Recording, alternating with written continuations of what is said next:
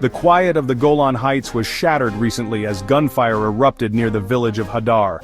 This small village, nestled in the contested region, has often found itself at the heart of such conflicts, bearing the brunt of the violence that occasionally flares up in this volatile area. This exchange of fire between Israeli forces and elements of the Syrian opposition marked a significant escalation in tensions along this volatile border. The skirmish, which lasted several hours, involved heavy artillery and small arms fire, causing significant concern among local residents and international observers alike. The incident served as a stark reminder of the fragility of the ceasefire that has largely held since the 1973 Yom Kippur War. Despite the decades that have passed, the memories of that conflict remain fresh in the minds of many, and the recent violence has only served to reopen old wounds. The Golan Heights, a strategic plateau overlooking northern Israel, has been a flashpoint for decades. Its elevated position provides a significant military advantage, making it a highly coveted piece of land for both Israel and Syria. The region's strategic importance cannot be overstated, as it offers a commanding view of the surrounding areas and serves as a critical buffer zone. Captured by Israel from Syria in the 1967 Six-Day War, the territory remains a source of contention between the two nations. The Six-Day War was a pivotal moment in Middle Eastern history, reshaping the borders and altering the geopolitical landscape of the region. The Golan Heights in particular has been a focal point of this ongoing struggle, symbolizing the broader conflict between Israel and its neighbors. While a UN peacekeeping force patrols a demilitarized zone, sporadic clashes and cross-border fire are not uncommon. The presence of these international forces is intended to maintain stability and prevent further escalation, but their efforts are often hampered by the complex and deeply rooted nature of the conflict. The demilitarized zone itself is a testament to the ongoing tensions, serving as both a buffer and a reminder of the fragile peace that exists in the region. This latest incident highlights the complexities of the Syrian civil war and its spillover effects on neighboring countries. The civil war, which has raged for over a decade, has created a power vacuum in many parts of Syria, leading to the rise of various armed groups and militias. These groups often have conflicting agendas and alliances, further complicating the situation and making it difficult to achieve lasting peace. With the Syrian government focused on consolidating control in the country's west, the vacuum in the south has been filled by a complex array of armed groups, some of whom view Israel as an enemy. These groups, ranging from local militias to more organized factions, have taken advantage of the chaos to establish their own territories and pursue their own objectives. This has led to a highly fragmented and unstable situation, with frequent clashes and shifting alliances. Israel, for its part, remains on high alert, determined to prevent the entrenchment of hostile forces along its border. The Israeli military has increased its patrols and surveillance in the area, constantly monitoring for any signs of potential threats. This heightened state of readiness is a reflection of the ongoing security concerns and the need to protect its citizens from potential attacks. The recent exchange of fire underscores the volatile nature of the region and the potential for further escalation. The situation remains highly unpredictable, with the possibility of additional clashes always looming on the horizon. Both sides are acutely aware of the delicate balance that must be maintained to avoid a full-scale conflict, but the underlying tensions and historical grievances make this a challenging task. The situation in the Golan Heights remains tense and unpredictable. The presence of military forces, the history of conflict, and the ongoing political and territorial disputes all contribute to an environment of uncertainty and potential danger.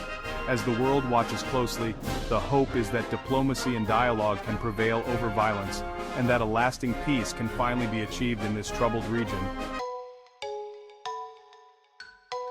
In a move that sent ripples through the region, the Syrian army initiated a strategic withdrawal from key areas in southern Syria. This decision, which was both unexpected and highly significant, has left many questioning the future trajectory of the conflict.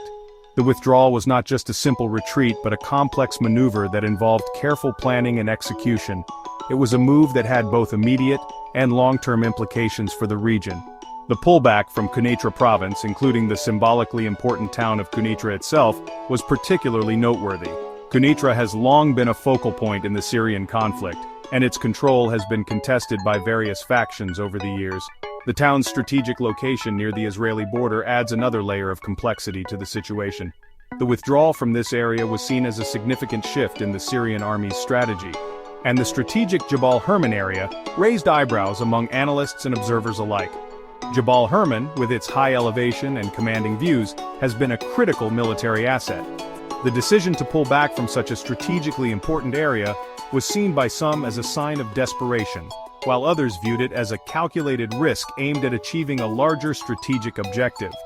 While some saw it as a sign of weakness, others interpreted it as a calculated maneuver by the Syrian regime. The debate among analysts was intense, with some arguing that the withdrawal indicated a weakening of the Syrian army's position, while others believed it was a strategic move designed to reallocate resources and strengthen defenses in more critical areas. The withdrawal, which came amidst a surge in violence and advances by rebel groups, was officially framed as a tactical repositioning. The Syrian government stated that the move was necessary to respond to the changing dynamics on the ground. Rebel forces had been making significant gains, and the Syrian army needed to adapt to the evolving situation. The repositioning was intended to create a more defensible line and to better protect key assets. Syrian officials maintained that the move was aimed at consolidating forces and resources in more strategic locations. By pulling back from less critical areas, the Syrian army could concentrate its efforts on defending more vital regions. This strategy was seen as a way to maximize the effectiveness of their limited resources and to ensure that they could maintain control over the most important areas. By shortening their defensive lines and concentrating their firepower, they argued, Syrian forces would be better positioned to counter the growing insurgency. The idea was to create a more manageable and defensible front line which would allow the Syrian army to respond more effectively to rebel attacks. This approach was intended to reduce the strain on their forces and to improve their overall defensive capabilities. However, the timing and scope of the withdrawal suggested a more nuanced rationale. The decision to pull back at this particular moment raised questions about the Syrian army's long-term strategy. Some analysts speculated that the withdrawal was part of a larger plan to regroup and launch a counteroffensive at a later date. Others believed that it was a response to external pressures and changing geopolitical dynamics. Facing mounting pressure on multiple fronts, the Syrian army appeared to be prioritizing the defense of its heartland in the west. The western regions of Syria, including the capital Damascus, are of paramount importance to the regime. By focusing their efforts on defending these areas, the Syrian army aimed to ensure the survival of the government and to maintain control over the most critical parts of the country. By ceding control of less strategically vital areas in the south, they could free up troops and resources for deployment elsewhere. This reallocation of resources was seen as a way to strengthen their overall military position. The areas that were abandoned were deemed less critical to the overall war effort, and the troops and equipment that were freed up could be used to bolster defenses in more important regions. Moreover, the withdrawal could be seen as a tacit acknowledgement of Israel's overwhelming military superiority. The presence of Israeli forces near the border and their demonstrated military capabilities were significant factors in the decision to pull back. The Syrian regime likely wanted to avoid a direct confrontation with Israel, which could have devastating consequences for their already strained military. By pulling back from the border, the Syrian regime may have been seeking to avoid a direct confrontation with Israel, which has repeatedly warned against the presence of Iranian-backed forces in southern Syria. The presence of these forces has been a point of contention, and Israel has made it clear that it will not tolerate their presence near its borders. The withdrawal could be seen as an attempt to de-escalate tensions and to avoid provoking a military response from Israel. The Syrian army's retreat marked a significant shift in the dynamics of the Syrian civil war, particularly in the south. This move has altered the balance of power in the region and has created new challenges and opportunities for all parties involved. The long-term implications of this withdrawal are still unfolding, and it remains to be seen how it will impact the overall trajectory of the conflict.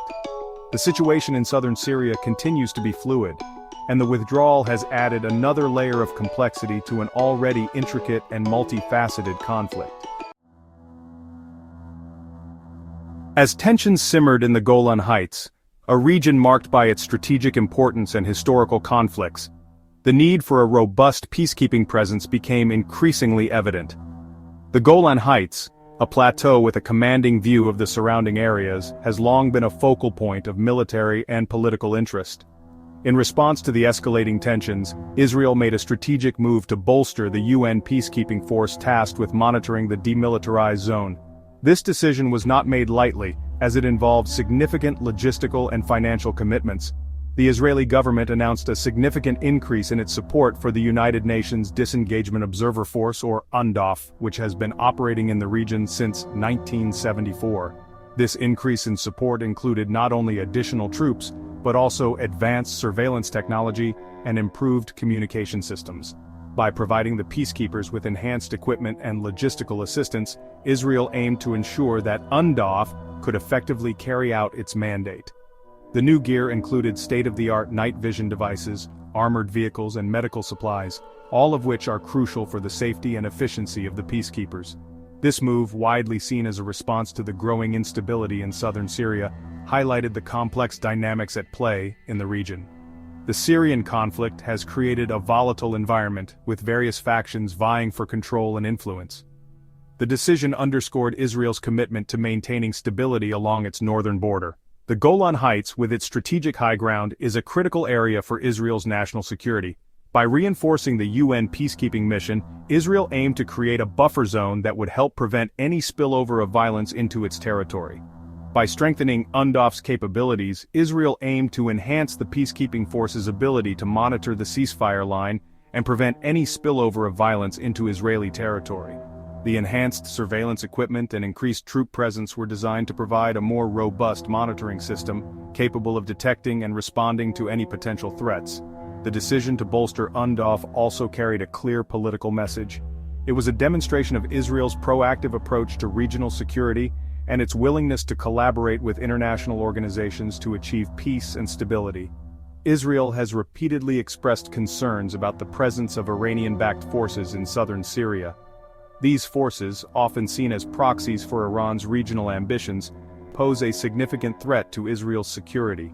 The proximity of these militias to the Israeli border has been a source of constant tension and concern. Viewing their proximity to its border as a direct threat to its national security, Israel has taken numerous measures to fortify its defenses. The bolstering of UNDOF is part of a broader strategy to deter any hostile actions and to maintain a secure and stable border region. By increasing its support for the UN peacekeeping force, Israel aimed to send a clear message to Iran and its allies that it would not tolerate any attempts to establish a permanent military presence in the area. This move was also intended to reassure the Israeli public and international community of Israel's commitment to its security and sovereignty. Israel's decision to boost its support for UNDOF reflected a pragmatic approach to a complex and volatile situation. The Israeli government recognized that a strong and well-equipped peacekeeping force could serve as a stabilizing factor in the region, reducing the likelihood of conflict and promoting a more secure environment. Recognizing the limitations of the UN force, Israel sought to enhance its effectiveness, while simultaneously sending a clear message of deterrence to potential adversaries. The collaboration between Israeli military advisors and UN peacekeepers was aimed at improving operational coordination and ensuring that the peacekeeping mission could respond swiftly and effectively to any incidents. By strengthening the peacekeeping mission, Israel aimed to maintain a fragile peace along its northern border and prevent the Golan Heights from becoming another flashpoint in the Syrian conflict. The presence of well-equipped and well-coordinated peacekeepers was seen as essential to deterring aggression and ensuring that the ceasefire line remained intact. This strategic move was part of Israel's broader efforts to promote stability and security in a region fraught with challenges and uncertainties.